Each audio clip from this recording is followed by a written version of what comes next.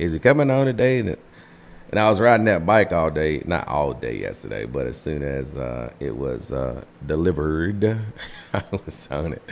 I was on it. So again, good morning to you. Thank you so much for tuning in to WNCR-TV Now. We're on WAJA 102.5 FM as we talk about things impacting our state, our city, and our nation this morning. Again, let me share the Facebook Live video too. You too can join in on Facebook Live by going to Facebook. There you go. By going to Facebook. Just that simple. Let me see. Good Friday morning. All right, got that done. So share it there. You too can share it on your Facebook page by simply clicking on share. Make your little link, and we're good to go. Don't see comments that saying something went wrong there. Okay, there they go. Okay, so we're good there too. So of course, let me go to the this thing here. Let me go here. Let me go here. Let me go. Everything be up become a song. That's my signature. Everything becomes a song.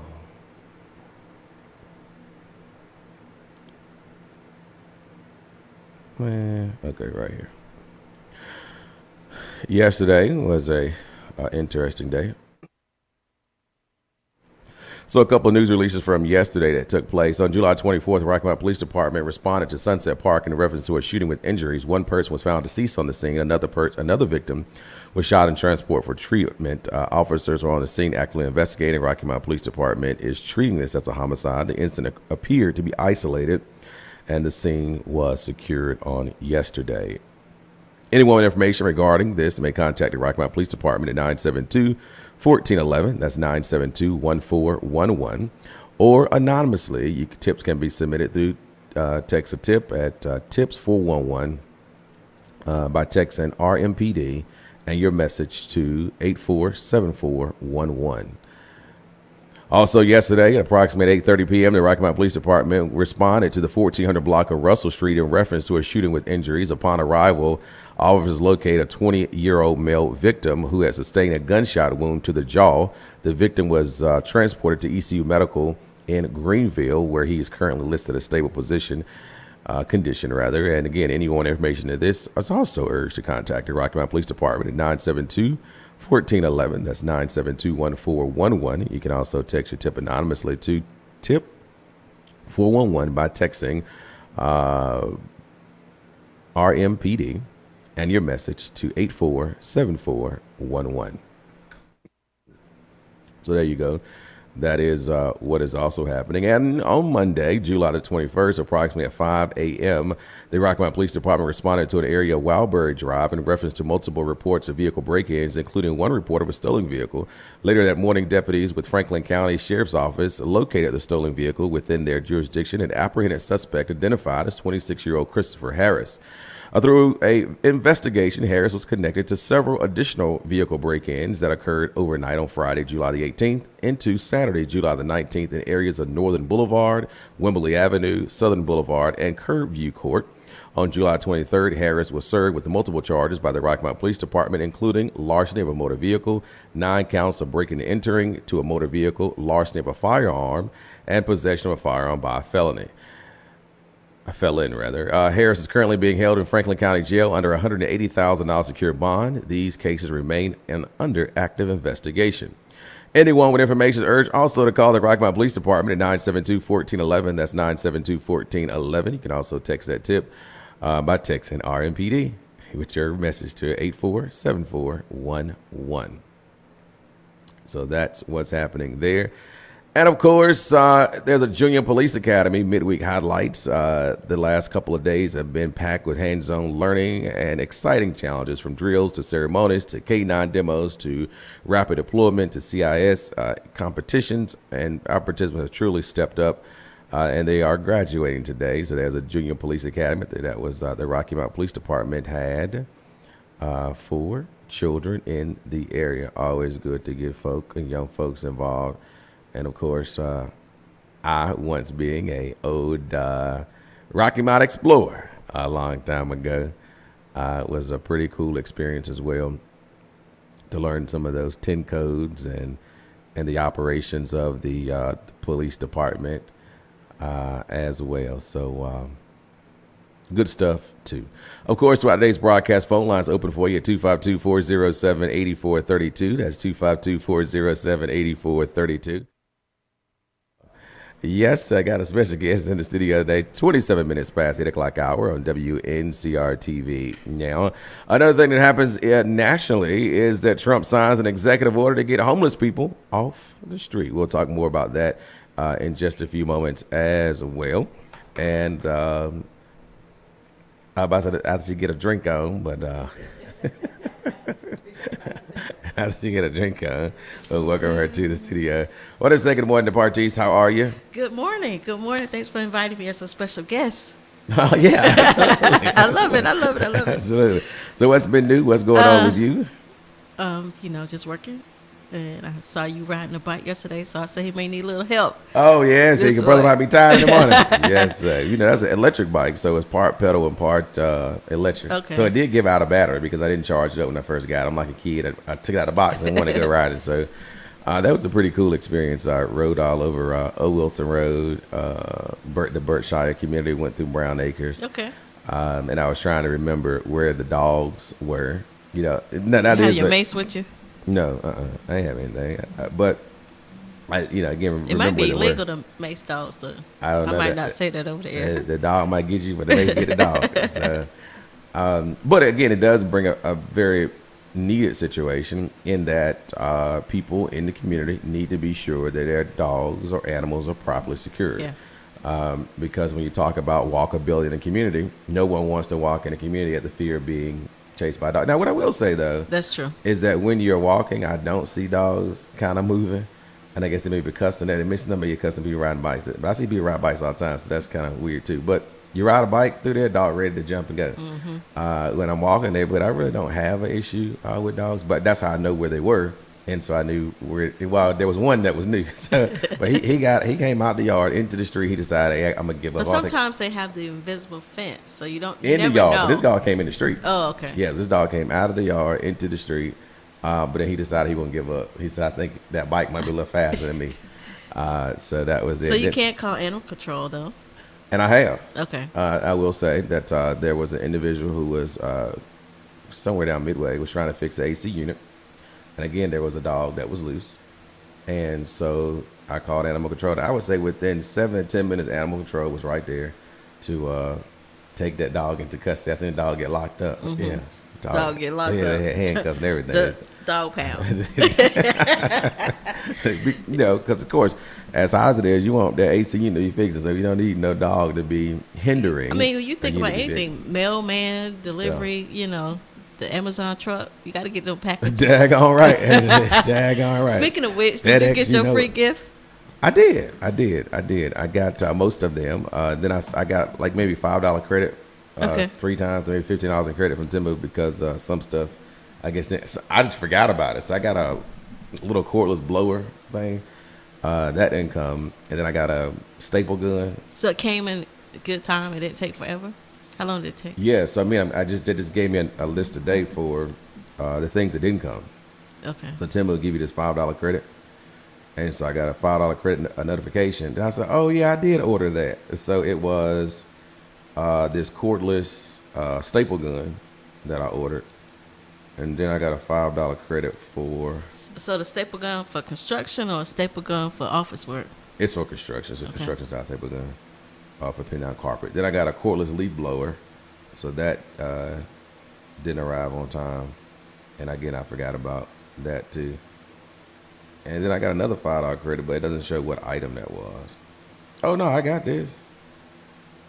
Well, maybe I didn't. So I got another little box. I assumed. I assumed I hadn't opened it up yet, but I got a box that is like a equipment holder, shelving, like a power tool organizer, is exactly what it's called. I use the word.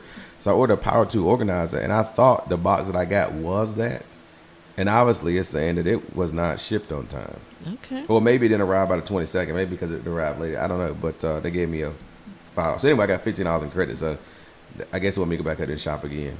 Oh. So I can see if I can spend They're trying to get $14.99. you. They're trying to get you. $14.99. Reel you in. Yes, with sir. the credit. You got to spend the credit, so you got to spend. You can let them go away. You can let them disappear.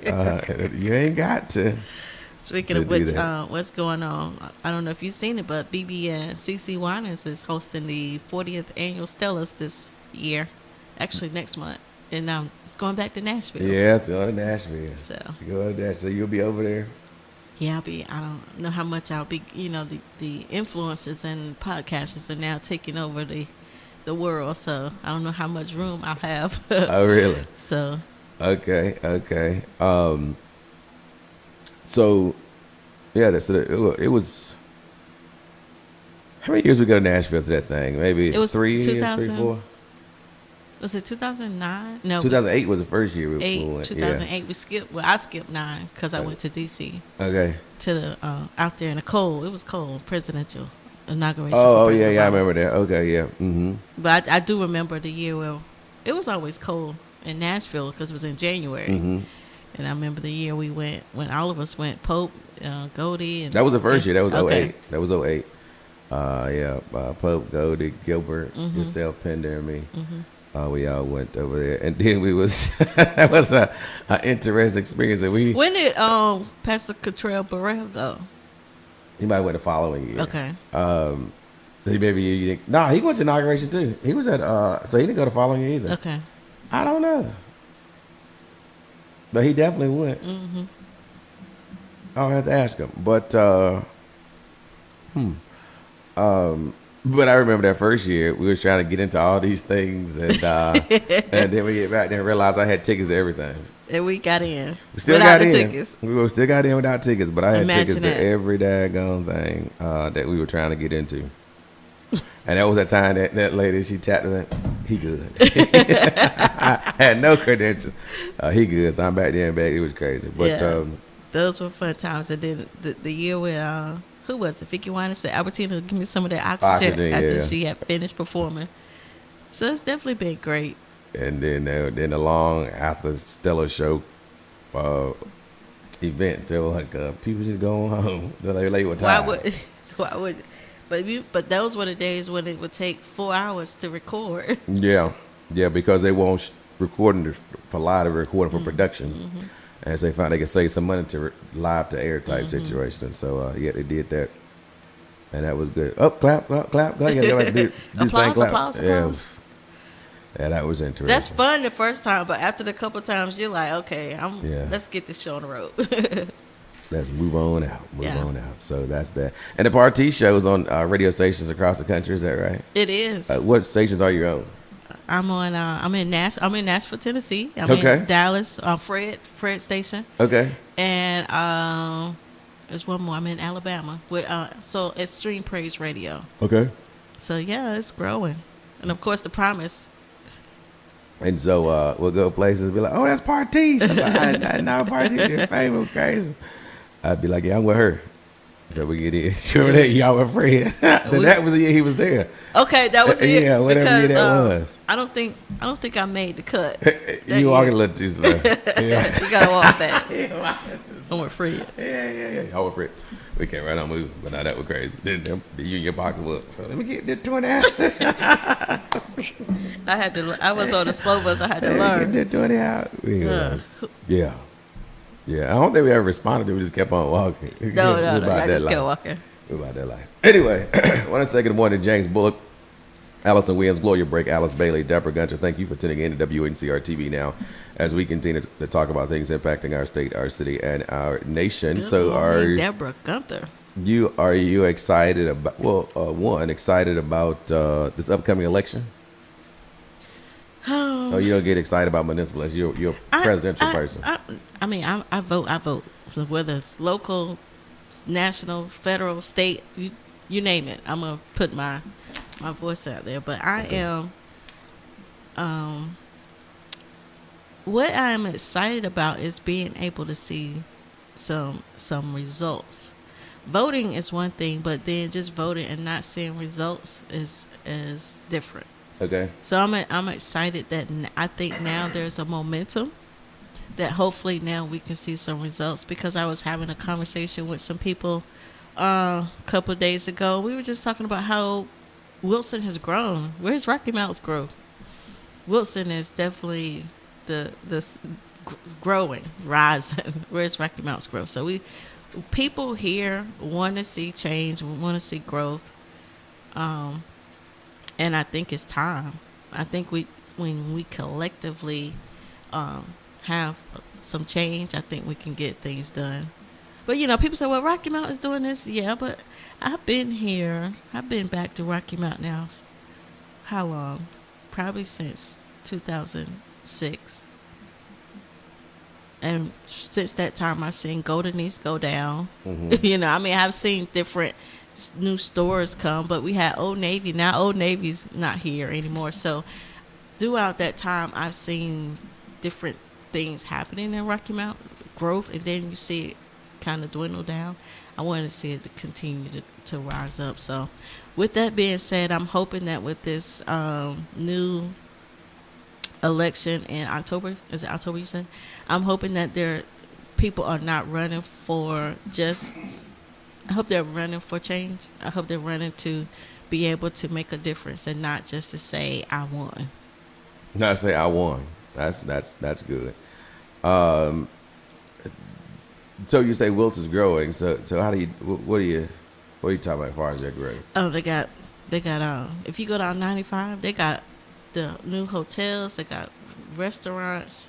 I don't know what their housing market looks like. I haven't looked at that. But when you go down 95, you can see a difference. You can see the hotels. You can see the restaurants. You can see, the things that they're putting there off of 95 for people. Because if you are driving and you coming down 95, you don't see anything in Rocky Mount. You see something in Wilson. Where are you going to stop? You're going to stop in Wilson. And Rocky Mount, when it is talking about growth and development, you do have conversations about why there. Mm-hmm. So you made an interesting point about 95.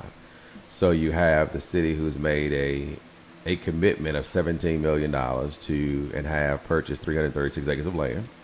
That is Rocky Mount? That's Rocky Mount. Okay. And so, but of course you got pushback from people who say, hey, why do that? Like, that's a wasted investment. But you just said, hey, I'm riding I-95 and I see these hotels, I see these restaurants, that's going to make me want to stop. And so when Rocky Mount attempts to do something like that, but we should have been doing this, but we should have been doing that. And so I agree. I think that targeted development is important. So I think Wilson has had a very strategic plan as to where their target development was. And so when it takes off, right? And so I think oftentimes in Rocky Mount, we have such a scattered plan that a little bit happens over here, a little bit happens over there, and then to the average citizen, nothing's happening. Yeah. Right? And so we look at, I don't know, the number of restaurants that came online probably since you've been here, mm-hmm. right? And then some have closed, but some have certainly come online since you've been here, and more are coming. I mean, you think about the new restaurant off 64, where you got the steakhouse there. Mm-hmm. And the burrito place is coming. Right, and then you have the Barley's Burger, who moved off of Zebulon Road to where the old Gateway Center is, but then Meats and Bread is over there. So you had a new restaurant became established because of that. So again, I think what our issue is that our development is, again, so scattered that people don't see it. And so it's not felt. And then in communities where development really needs to happen, it's oftentimes swept under the rug, and so there's zero development. So then you have voter apathy, lack of voter participation as well, and so then you lose that sense of hope in certain sectors and pockets of our community, in which every citizen should feel as equally as valued and supported, no matter where you live in the city. Yeah. And so I do believe we got to get to that place where every citizen feel as though my voice matters. That two, I'm going to engage in every voting process because I understand the value. I understand that if I don't vote, why am I complaining type situation. But at the same time, you go back historically, you had a whole bunch of people who couldn't vote, who complained about a whole bunch of things. They got the right to vote, and I'm talking about black folks. Yeah, we did. So I don't excuse the non-voting person because there's non-voting people who also drove change as well, right? And so I don't say you didn't vote, you don't complain. It's more or less, hey, you didn't vote this time. This may but be you have fact another of everything. chance. Absolutely. And sometimes you have to be seeing is believing for some people. that part too, right? So, but some of us walk by faith. There you go. And not by sight. Good morning, Will Manley, Betty Archer, Good morning. Gwendolyn Swade, and Deborah Gunter as well. Thank you all for tuning in to Wncr-Tv Now as we continue to talk about things impacting our state, our city, and our nation. And I walked in the mall the other day and I said, this mall is real pitiful, right? So I thought Bath and Body Works was gone. I didn't realize they were moving to the Walmart shopping center. Are they keeping both locations? I don't think Bath and Body Works opening the mall. Oh, because I heard they would keep. They were going. I didn't think it made sense, but I heard they were going to keep both mall and yeah. Walmart. I think I saw that closed. Okay. Unless I'm tripping. I might have to go by there. I might go back. That's going to to be a lot of traffic over there. Okay, so I want to just put out a pet peeve. Don't park in the fire lane over there, because it's already tight and congested, and people can't drive through. Because you want to park at the fire lane to go get your wings. Don't do that. Get in a park and walk. You need to exercise. That's my pet peeve. That's my 2 cents. That's my rant for this Friday. Because I hate going through there because people are parked in the fire lane wherever you are. I just used the wing place. But it's already congested over there. Don't do that. Yeah, and again, if all those parcels are being filled, it's going to be even more, right? And then it may bring back and say, oh, we got to go back to the mall. We just can park and walk in. They got to worry about all this type of thing. But I remember the mall used to be jam-packed during Christmas time. Yeah. In those days. We had the Chick-fil-A in the mall and the cookies. I mean, I remember wanting to walk to the mall. Back in the day, the mall was so exciting. You know, just let's go to the mall and hang out and go to these. Like, get the pizza, get the cookies, and just walk around. Oh, okay. In the food court. Yeah. And, so, I don't know. But I do know that the owners of that mall got to figure out what they can do, because I know they cannot survive on what they have right now. That revenue has to be almost to zero. Yeah, it's got to be. It's got to be definitely going. And then with taxes going up 4 cents per $100 valuation, and what that space looks like, that mall is going to have some additional costs. Mm-hmm. Of course, your anchor stores, normally they own their buildings, so like Bells and J.C. Penney's and all that kind of stuff. So, and Books A Million, they own their building too? I don't know. That was the movie theater at one time, right? That was a Carmike movie theater. So that might have been a leased situation. I'm not sure. That would be a mall question. Let me get in your business. What do y'all own? Let me find out what you own. And I guess you probably can look at the tax records too and look at how it's parceled off. But so that, you know, they got a challenge on how to recruit new stuff. And then, though, if you have some development happening at 95 with 336, and you can bring let's just say hypothetically you bought an outlet shopping center there, like a Prima Carolina Outlets or Tangler or whatever, then what does that do to inner city retail? But then it brings jobs. Well, maybe. What inner city retail? Well, you got the Walmart shopping center complex that has a whole bunch of opportunities to shop. You got Golden's Crossing Mall as to what that is. And so there's inner city retail. Limited inner city retail. So then the challenge is, if we don't support the limited, why would more come? It's Walmart is going to be okay regardless of the other ones. Because I think about even at the text, it says, if be faithful over a few, I make it rules of a minute. So has our expansion not happened because we shop elsewhere?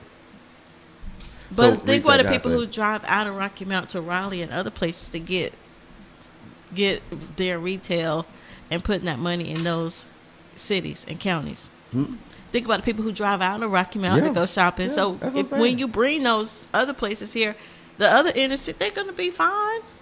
It's not that many. So I think about Smithfield. I haven't been through Smithfield, but I'm assuming that their only shopping center is going to be the outlet location. I don't know if they have a mall. I'm sure there's other places in Smithfield. Well, I don't know. Let me see what Smithfield mall. Let's Google you research it, because I don't think that what retail we have here is gonna. It's gonna be stifled. I don't think Walmart's gonna be fine, because not Walmart. I'm talking about the other places. What other places? Bath and Body Works is gonna be fine. They may have an outlet center, but see, a lot of these places are in outlet centers. Is what I'm talking about. Bath and Body Works will be fine. Okay. Ain't nobody gonna stop buying Bath and Body What Works. else is over there? I didn't know what else is over there. There's was it a Rainbow? Is that Rainbow over there? Well, they was in the mall one time. Rainbow. I don't know. Rainbow was over there. those places they have their base. Okay. Those places, it's almost like a supplement vitamin. You're gonna just be able to have a supplement. That's all. You're not gonna stop visiting other places. You're just gonna have other choices to be able to shop. You're not gonna be like, oh, I'm just gonna solely go here. It's options. Because I think they got a Smithfield shopping center on Market Street. So they do we have a Cato's in Rocky Mount? It used to be a Cato's in the mall. It used to be a Cato's in the mall. But you have to understand that a lot of those, some of those places are just geared to certain sizes. So you need options for all sizes. Mm. So they do have a shopping plaza. I can't see what else. I just see the Cato's on the picture, but what else? Oh, maybe I can click on their website. Oh, they got a thing called a directory. How about that? That would probably help. So in there, they got a Walmart shopping center, a Mexican restaurant, Happy Nails, GameStop, a shoe show, a GNC. Like GNC was in the mall, wasn't it? GNC was in the mall. Okay. Sally Beauty Supply. Fireworks. Sally's is in Walmart shopping center. I think it used to be. No, okay. It's over at TJ Maxx. TJ Maxx, yeah. So at the end of that, sure, they can coexist. But what I'm talking about is does the mall coexist with a Carolina Premium Outlet? What mall? The one we have, Golden East Crossing Mall. the one we have. We don't have anything in that mall. There's stores in there. You got Cynthia's Fashion in there. PJ's is in there. You got a whole bunch of gold buying opportunities in there. There's a whole bunch of jewelry stores in there. You got the new place to replace Conn's. If they're surviving now, given the limited amount of traffic that flows through there, they're gonna be fine. Oh, then you got the shopping center with Big Lots. I forgot about that. We got Walmart shopping center, Big Lots. You got it's Joann's Fashion. They closed, I think. Yeah, they closed. There's no other clothing place over there. GQ Fashion, New Fashion. It's over there. Oh yeah, I thought they closed. No, they still there. Rafe. That's where you get your tux from. You had on the other night. No, I got that out of Triangle Tile. Oh, okay. Triangle Mall. In Raleigh. I went to Raleigh. See? Yeah, I went to Raleigh. Y'all, he just proved my point. I went to Raleigh. Yeah, that's crazy. Yeah, that's crazy. I went to Raleigh to whatever that story is. Is there, what's close by S&K Mall? Is it good? Maybe S&K? It might be. Anyway, whatever store is there, somebody tell me to go there. But yeah. So, I don't know. But again, I think we need it regardless because I think the traffic also from those places will be from the people who are on 95. And so you actually bringing in money to the city by capturing those people from I-95 with stopping at this particular location. And then you have the commuter bus trail thing they're talking about from I know, I saw Raleigh that. to Rocky Mount. It's going to take a minute. I got to... Do you think people who commute would do that? I think so. Would you get on the bus? From Rocky Mount to Raleigh? Yeah. Probably not. Now, I rode the bus from Zebulon to Raleigh. They had a plan where state employees could go from Zebulon to Raleigh. They were doing a campaign or whatever. So I did that. So why would you do Rocky Mount to Raleigh? It's too far. So you saying that we're wasting this $3 million? It's too slow. And I would do a train, but bus would definitely be too slow. It'll take an hour and a half. In that traffic, it'll take almost an hour and 45 minutes on a bus. But you know, like in Raleigh, they have those bus lanes. No, not on the highway, they don't. Yeah, they do. Where's a bus lane on? On 40? Or either that bus drives No, they may have it locally. They may have it locally. I seen a bus. You had all the traffic right here. This bus got to that far right lane and went on about their business. And so I assume that Highway 40, a bus is authorized to drive on that lane. That bus driver either was getting close to clocking out or was ready to clock out because I haven't seen that. And then the bus lanes in the street, they just really come for bus stops, really, right? Yeah. Bus stops. Yeah, they just kind of get you out the way. But no, it's a grant. It's a $3 million grant for Raleigh and Rocky Mount commuter bus startup. So, but that's going to be entirely too. Yeah, and then you got to work. You got to do all those stops. No, it's an express. It's Rocky Mountain to Raleigh. Ain't no stop. Oh, okay. Real. So it's instant express. I mean, of course, if you in a situation where you don't have a choice, that's different. I would do that when you have options. You know, for instance, car issues or whatever. Get on public transportation or Well, it saves gas. no gas. Yeah, but that'll be a long ride. And then you have to think about what times will it leave and where will it drop you off. Yeah, that probably at the transportation station. Yeah, but what if there's nowhere near where you are? Then you got to Uber the rest of the way or walk. You might as well drive.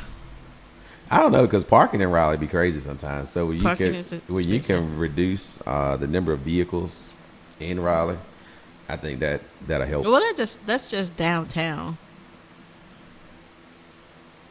Well, where else are you going? There's other places to go other than downtown. Where else are you going? If you're not going downtown Raleigh, you might as well not even go to Raleigh. I'm just saying, because there's nothing at Crabtree. Everybody goes to Crabtree is parking popular. Crazy too. Yeah, parking's crazy But at see, Crabtree. wait, I'm gonna tell y'all a trick. All right, y'all, listen. Come close. The trick is to pray. Tricks. The trick is to pray. I shouldn't say the trick is to pray. The thing is to pray and ask God to open up a parking space when you get to Crabtree, and watch it happen.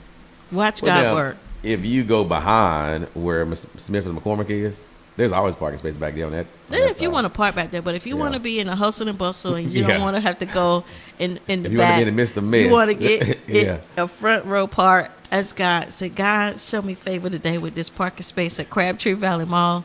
And when you come in, somebody's gonna be pulling out. You say, God, you showed me favor, but yet when I get back in the car, my car scratched up and dented up. I hope not. People hit your stuff up there too. Yeah, Keep on moving. I got a scratch because of that. I wasn't at Crabtree. Let me be clear, it was somewhere else. Well, I don't know. But yeah, so that is interesting. But I think that a train would be better and faster. So microwave society. Microwave society. So you want to get with Amtrak or CXX, somebody other, and create a passenger train. Mm-hmm. The old Rocky Mountain Bullet. That's not a good name. Rocky Mountain Bullet. That's called Rocky Mountain Express. We already got no bullets going around. What are you talking about? That's not a good name. That's not a good name. Mm-hmm. That's not a good name. So yeah, scratch that name. Yeah, let's call it the Rocky Mountain Hope. The Rocky Hope Mountain Train. Ride. The Rocky ride. Mountain Ride or something. I don't know. Rocky Mountain Ride. Rocky Mountain Express. There you go. Rocky Mountain Express. That's easy. That's a train. That's a good. Such a train. The express train. Yeah. So Rocky Mountain Express. So that'll be the next project. It should be. Oh, should be. Well, we get together and some people want to see growth. I mean, we have the structure to be able to do it, right? The train already goes to Raleigh. Raleigh's train station, I don't know if you've seen it. It is so nice. Mm-mm. Raleigh's train station is very nice. I had to drop off my cousin there. She was going back to school because Rocky Mountain trains was sold out. Now, one thing about people in Rocky Mountain, they would get on a train and go somewhere. If y'all don't know, those tickets be sold out quick. But this was during holiday seasons too. But so I had to take her to Raleigh to catch the train. And their train station is really nice, which is a big improvement from what I've seen in the past. So I know I wasn't tripping. So it's called BOSS. It's bus on the shoulder system. Oh. They say in addition to dedicated lanes, the North Carolina Department of Transportation, NCDOT, allows certain buses to utilize shoulders as designated interstates and primary routes to maintain schedules. Oh, okay. So I guess they were saying, I'm about to be late. And out over there. And they got up in there. But yeah, I'm like, I think I seen a bus get up that shoulder on. So that might be why they're making those shoulders wider and when you're some places. But yeah, they get up in there and they be about their business. And I thought somebody even say buses. It's like there's like on the lane, they say buses on it.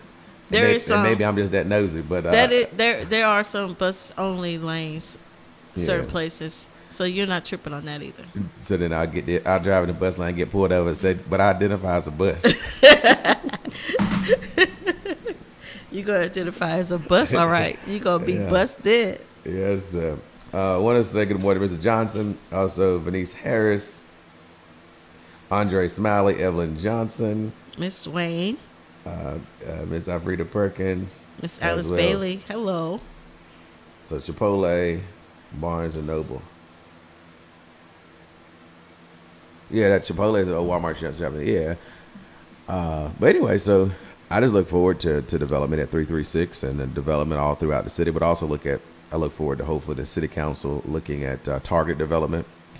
One thing that I'm on the redevelopment commission is so we yesterday had a meeting. And so, there's interest in people wanting to build in the city. So there was an individual who wanted to purchase about 9 parcels of land to build some homes starting at $165,000. So that's good stuff as well. It's definitely growth opportunities here, but I'm just tired of hearing people talk about the potential. Let's make the potential come to pass. I hear you. At the same time, I'm sure that you go to Wilson's still be talking about potential.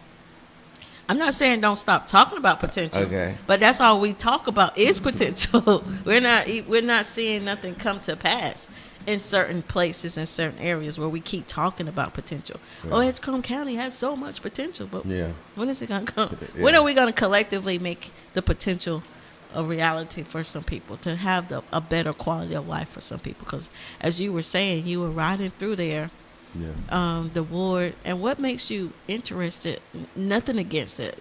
I don't want this question to sound insensitive, but why are you interested in being the city council in Ward 3 with the lack of participation, with the lack of effort that have been people put in that community? What makes you think you're going to come in there and turn it around? I think that was a very insensitive question. Truthfully, that is where I live. That is where I grew up at. And so it has been and continues to be, unless there's an election year, a forgotten about community. Mm-hmm. Right. And so I honestly don't think it's going to get better by doing nothing. Right. I honestly don't think it's going to get better by not having an advocate.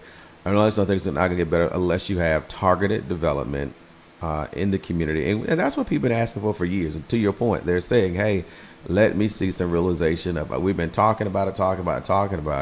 And nothing ever happened. In fact, I'm tired of talking about it. Like, I'm just going to accept this as this is what it is. And so when you hear things like that, for me, that resonates something. I mean, for instance, when years ago I went to the city hall and my lights got cut off at the radio station and heard all these people talking about I got to choose my medicine over my light bill, food over light bill, and just sitting there with looks of desperation on their face. And so I got on the radio and said it probably created a whole bunch of people who dislike me this day because of that, but also made a whole bunch of people happy who understood, now here's what the policies are.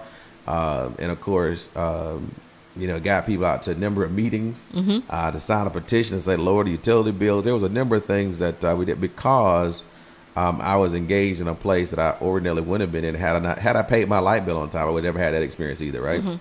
And so, and the same is true with just engaging in year after year conversation with people about the things they want to see happen. And some of the stuff they want to see happen in the community is kind of easy to do, but it's just there's no desire to do it. And that means there's no desire to do it from the council level, not from the citizen level, because the citizens want to do it. And then when you have a group of people who show up at a place and say, hey, we don't want this business in our place, but you give it to them anyway.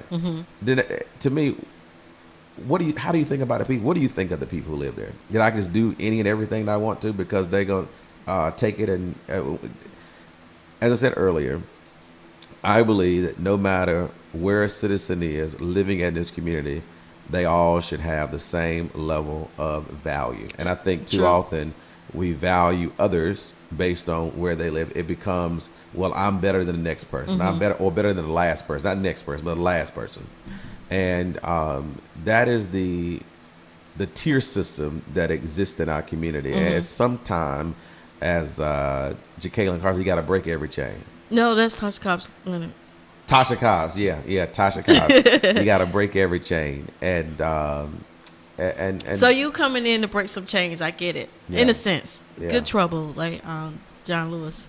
When many people say, "Don't worry about it," it is what it's going to be. What it's going to be.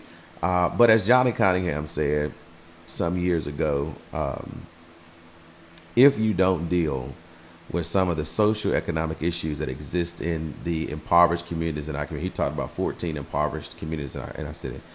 That because of a person's desire to live, that is going to spear out to the other areas in which you think are affluent, right? And so that is what you have to wrestle with. If you go to, and I'm sure, I just believe somewhere, I ain't found it yet, but there has to be some pockets of poverty in Cary.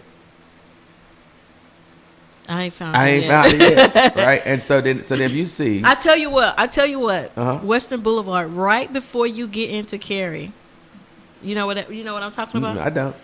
Okay, next time you in Raleigh, right before you get off 40, right before you get into Cary on Western Boulevard, that is probably the only section. Is that part of Raleigh or part of Cary? It's part of Cary. It's part of Cary. That is probably the only section that you're gonna probably see, but that's it.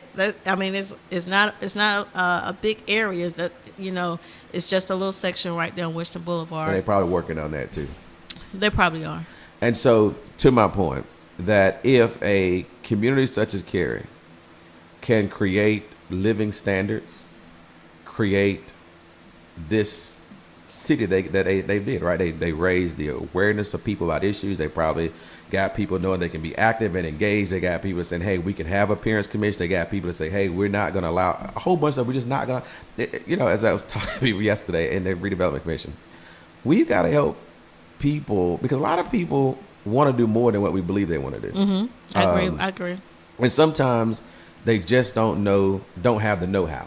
Right. And so we're so busy in our own worlds that we're unwilling to help with educational seminars or one-on-one hand-holding and mentorships on how to get. But people don't show up when you have stuff like that. So how do you generate the crowd? How do you get the crowd? So they don't show up oftentimes because people don't engage in direct advertising to those people. They're going to say, I'm going to have this event. I ain't going to spend $1 in radio ads. I ain't going to spend $1 in television ads. I ain't going to spend $1 on Facebook ads. And I'm going to say we did it. And oftentimes, Bartiz, I believe those things happen because people want to justify grant dollars. They're going to say, we had it, but nobody came, right? That's a good point. We got to try again. And so, but if they was really seriously engaged in it, they're going to say, you know what? This sector of our community been talking about this. I'm going to do door to door. Because if Candace can go door to door talking to people, certainly somebody else can too, right? And say, hey, I've been hearing people in this community say they want to talk about home ownership and da-da-da. And think about it. Now, if you're not engaged in voting, why would you be engaged in even hearing something somewhere else about something unless you have that one-on-one with you, right? Because you're in a place where it's going to be what it's going to be. Now somebody knocking on your door and say, hey, I know you're tired of your slumlord because I had talked to a lady yesterday. I got to give her a sign today. Rent a house from a slumlord, won't fix nothing, raise the rent. Why? Because property taxes continue to go up. But this city has not been engaged in handling and dealing directly with slumlords, i.e. I guarantee you cannot be a slumlord in Cary, North Carolina. Period. Their community code enforcement is going to be to the T. And so what allows a slumlord to be in Rocky Mount? A council and an administration unwilling to deal with it, and people who are willing to accept it. But where are they going to go? They're going to stay right where they are, and the slumlord going to fix up the house or they sell the house. And so you want to talk about creating home ownership? You take that same money that people paying the high rents today, they can get that house financed because they got income, right? Whether it is Social Security income or whatever. Work with our banking partners to get these people qualified to purchase that house. Now, it's not your landlord responsibility no longer to fix these things. Now the onus is on you, right? But we're going to help you through this whole process. So one way of dealing with some of these slumlords is being hard on community code enforcement and maybe telling the slumlord, look, if you ain't going to fix it, sell it to your tenant. Let's work through a process of selling it to your tenant. So therefore, now you create some home ownership in there. You're creating a live space that's going to be better taken care of because now the onus is not, I'm not looking for the slumlord to do it. I know the onus is on me. And maybe that community code, just as if they was hard on that slumlord, they're going to be just as hard on that tenant. And so that is an opportunity that you can do too. But to sit back and do nothing about it and allow further deterioration to go on, that ain't going to work. I'm just torn between that. Why? Because I think that, I don't know. we've talked about this before about value. Sure. And you know, if you now make this person a homeowner, with, of course, it's going to have to be a lot of training and a lot of education. And that they want to be. No, it's got to be a person who wants to move in that direction. Okay.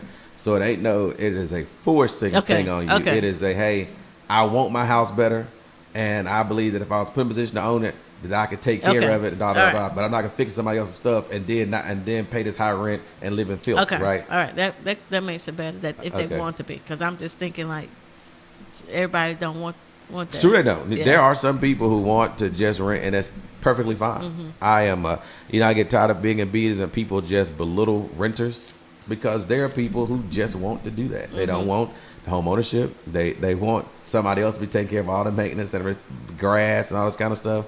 And they can spend their excess money elsewhere and making other investments. And so there's nothing wrong with being a renter at all, if that's what your financial plight is, and you're doing other things.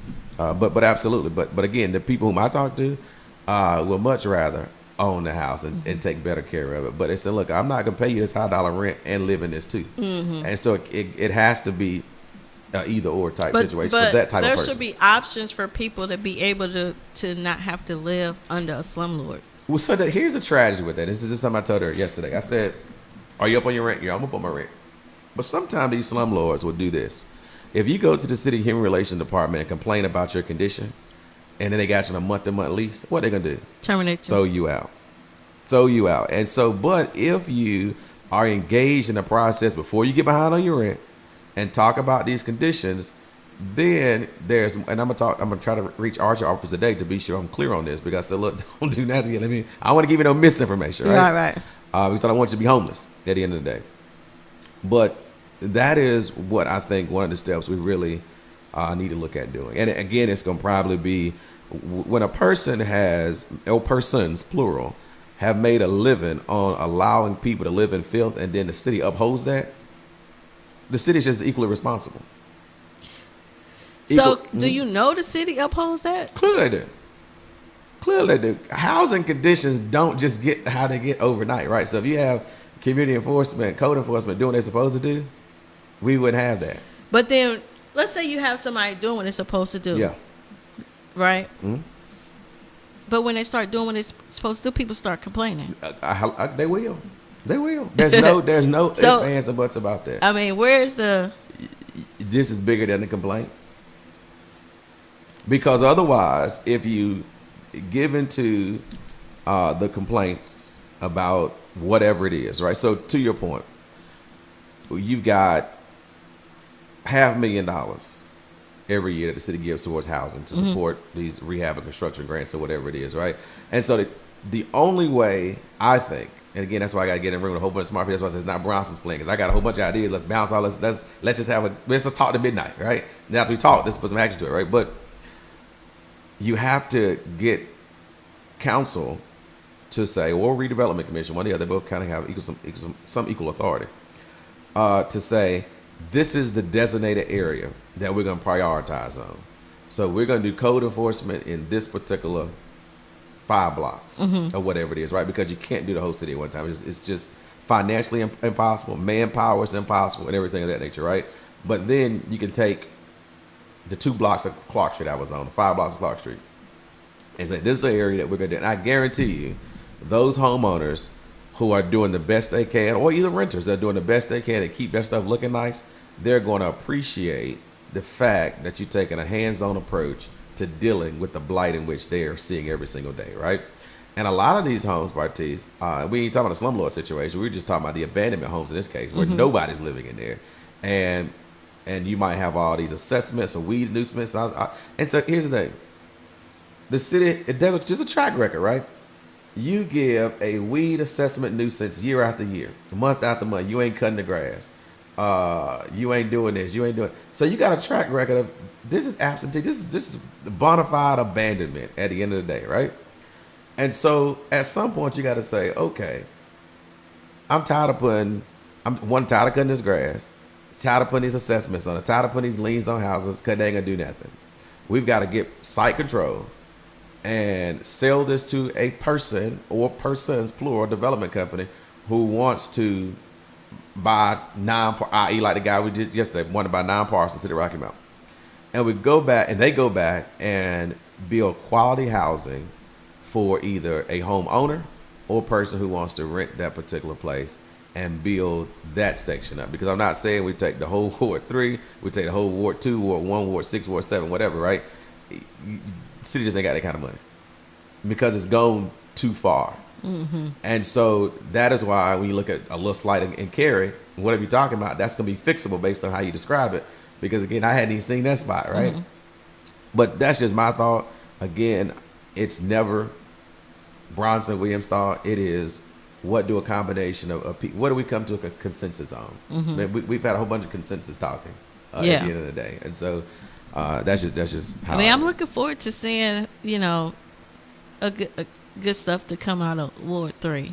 I'm looking forward to be able to do the before and after, how people take the pictures and have the this is what it looked like on this day, and this is the work that we have put in one day at a time. As you had him on the show the other day, Dr. Thomas L. Walker. It's gonna take one day at a time, but it's gonna have to be a collective effort. Absolutely. Not just people in Ward 3, people in the surrounding wards has to come together and unify and say we want better for our community and for our people in this area.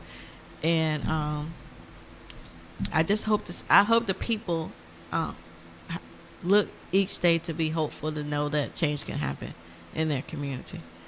And that's a hard road to get up, because the thought process is, because it didn't look like that when you grew up. Obviously, was it like that? No, you grew up? It didn't look like not nowhere near what it looks like today. As I was going through, this is what Bobby said. This is and no, it did not look like that. Now, did we have criminal activity going on? Absolutely, right? But do you have criminal activity going everywhere? Absolutely. So think about some of the places in which they said, "Oh, this is a safe place to live," and what happened after? What do you see? Right? Mm-hmm. And so we really gotta take hold to making the city better, and whatever that better is, because again, that better is not just Parti's definition of better, not just Bronson's definition of better, but it has to be a consensus on better. And I think what has really hurt this city a lot of times is no definition. There's no participation that is rightfully received, if that makes sense. Meaning that, hey, we're going to have a public hearing, we're going to have this, but at the end of the day, guess what we're going to do? Exactly what we want to do. Nothing.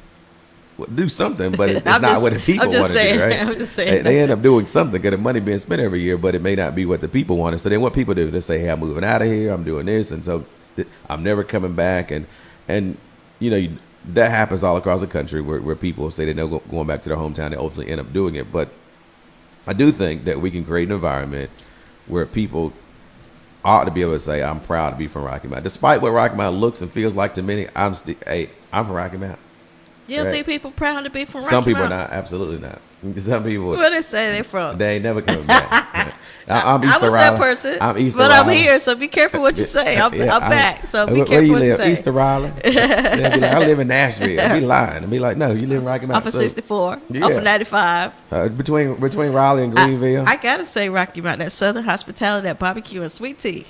There you go. So get back to that, right? I think that would be pretty good. Anyway, I think Miss Swain said she want to see a Publix in Rocky in this area. That's possibly what's coming to 336, or Cummins at Sunset. I think is what they call it, Sunset on the Commons or whatever they got there. So and Publix is a employee-owned grocery store chain. Oh, I didn't know that. So there's no corporate shareholders and that kind of stuff.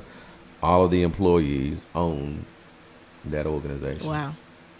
So how does that work? You'd be like, well, I'm my own boss, right? I ain't coming to work today. So, but anyway, that environment works for that organization, but it's 100% employee owned. I did not know that. Based out of Hence the name Florida. Publix, huh? I guess that so. Names make sense. Out of Florida? Out of Florida. So, I only knew that because what part of Florida are they from? Man, I can't. It's a little small town too. Oh, Now I want to Google it. yeah. Find out. Is it? Is it who? No, I was trying to think of that little small town of Florida that used to send you all those. Back in the day, they used to send you all this mail. The scam was all this mail come from Florida, but it was scam. It was scams that they were trying to get you to sign up for back in the early '90s. And more like that sweepstakes stuff. Yeah. Lakeland. Oh, Lakeland was a little small town in Florida. Lakeland is what it is. Hey, caller. Good morning. Oh, maybe. How you doing? Doing well. Hope you are. Good. I just wanted to mention you and Patrice are talking about a good subject. Patrice mentioned Wilson compared to Rocky Mount. One thing I was thinking about watching your show, and you're sure on the right track, and Patrice is too. If you take the main corridors going into Wilson, the visibility that you get riding into Wilson, and then you think of the main corridors coming into Rocky Mount, and what you see coming into Rocky Mount, it sure puts a bad taste in your mouth about the difference between the two city governments. And, I mean, Rocky Mount, you ride through it, and it is a city of decline. And Patrice is right. You go to Wilson, and it's a city growing upwards. But that was just a thought. But you're on a very important subject, and you are a good one to push it. I really hope you have more conversations about this going forward, Bronson. And I sure like the way you stand up and the way you speak your piece. So that's giving you a compliment. And thanks for Patrice for mentioning Wilson compared to Rocky Mount, because there is a big difference. And when you see it visibly, it makes a big statement about what is your city government doing. And I think you're on the right track, and congratulations, Bronson. Thank you. Thank you. 252-407-8432. That's 252-407-80. I forgot about it. I haven't even watched about it. That is true. Have you? I don't even know. And so the founder is George Jenkins, believed in treating customers with like royalty. When he dreamed up his early supermarket, he wanted to incorporate innovations like automatic doors, fluorescent lighting, and piped-in music. Jenkins looked for ways to continue to make Publix a place where shopping was a pleasure. In addition to our welcoming shopping environment, our premier service kept customers coming back. Jenkins also said, we're not only in the grocery business, but we're in the people business. At Publix, we take pride in exceeding our customers' expectations. But the culture, well, that's the culture. But somewhere in there they talk about how it is owned by they have good food, they have good service, and I definitely enjoy going in there. I can say that's probably how I felt the first time I went in one. Did you? The lights and the music and the sub, it kind of made me feel like that. Here it is. It says, our founder, George Jenkins, believed in investing in others. His vision was for Publix associates to own Publix. He believed when Publix associates owned the company, they would in turn take care of their company and work hard to make it better. So later, he created an employee stock purchase plan so Publix associates could formally have the opportunity to purchase shares of the company stock. To this day, Publix is a privately owned company. Our common stock symbol is not publicly traded on the stock exchange, so it does not have a ticker symbol.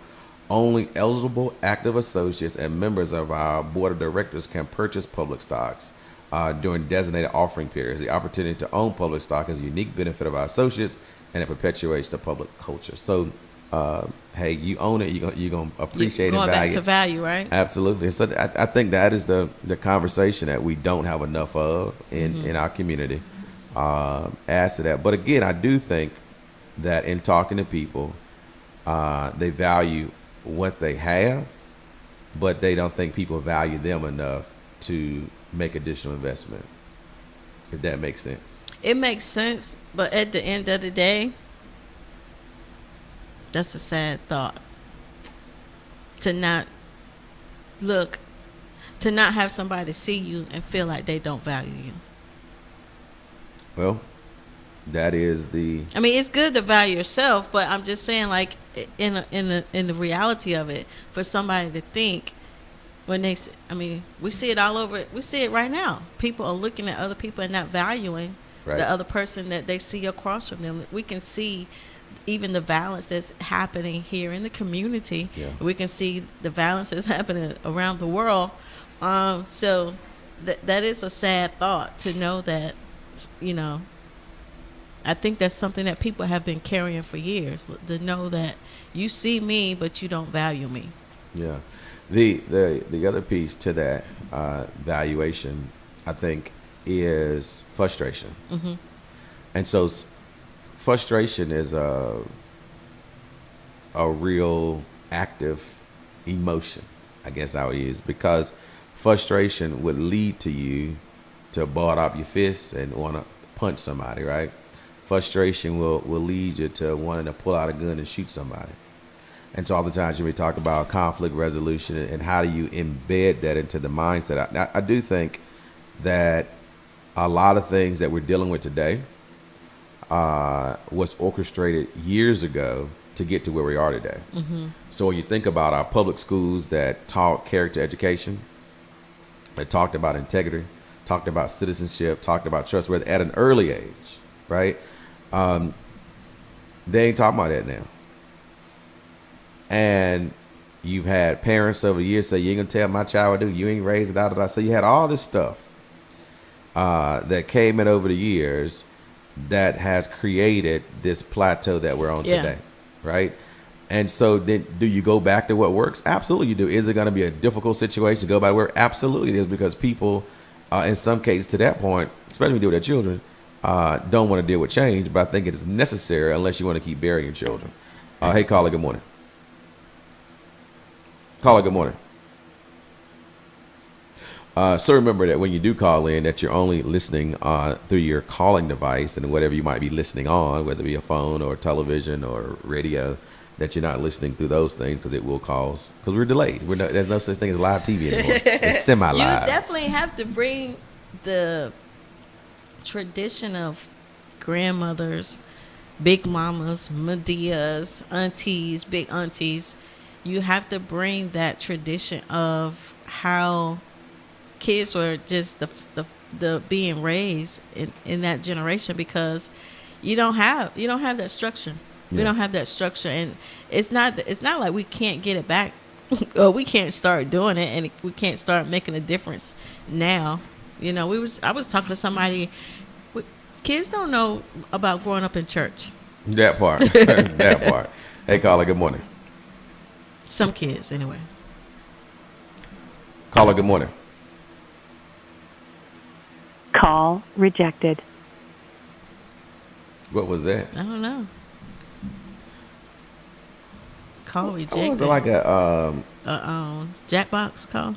No, like a inmate call. Oh, like it. Oh, because it can't collect calls. Anyway, so. But I was saying, some kids know what it's like to growing up in church, and it makes a difference. I'm not saying what church they should go to, but just the structure of discipline. Yeah, but again, I think that somehow or another we got to take back our schools and putting some of the things that once was in schools back in schools, and taking some of the things that was never in schools out of schools, like all this where's bureaucracy. Where's that going to come from? I'm saying all the bureaucracy that these teachers have to do a whole bunch of stuff that is unnecessary for justification that they're getting the job done. Justification getting the job done, I think you see a better child. It doesn't mean that this child is going to score 100% on whatever, but it does mean that this child is going to come in at this state in life and leave that classroom at this state in life, and they should leave better than how they found them. I think we need to get more performing art schools for kids. That too, for creativity. Yeah. Because what children are exposed to today compared to what they were exposed to historically, and even going back to the whole bill setting situation that's in schools and what that was, the industrialness. It was really preparing people to work in the industrial workforce, and a lot of people are going into a creative space that you talked about. Podcasting and all these kind of things is what people are going with nowadays. But you're right 100%. Listen, we done talked Well, about 9:30. over our time. Yep. Yeah, I gotta figure out what to do here. Pop's Diner today from 11 till 6 p.m. We have some fish. They got catfish today. Not People have the been catfish. asking about catfish. Can and you this save me and some? catfish and this. You better eat you some. And so we got some of that today as well. We may have some other fish I can't remember, but definitely got catfish because people have been asking for You it. know, catfish is good with some fish and grits. So we got grits.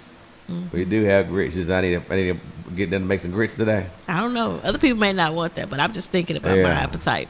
But yeah, Pop's That Diner, could be a side if somebody wanted some. Yeah, I tell them to make some grits today. definitely have Pop's Diner. Definitely have good soul food. The turkey wings on Sunday. I gotta definitely give you a shout out for those turkey wings over at Pop's Diner. Yeah, it said how Medea is a man. Medea is a man. Yeah. So the talking character, about Tyler Perry- the you're talking about character, Tyler yes, Perry. but the But I didn't the know. attribute. I didn't know that Medea is not a man, but I didn't know that some people, that's how they refer to their grandmothers, Nanas and Medea. That's why I said that. I wasn't referring to the character. Got it. We'll see you next time when the Have a Busy great on TV. weekend, I'll be good riding my people. bike today again. Look it's out for charged Bronson. up. So give a brother some water.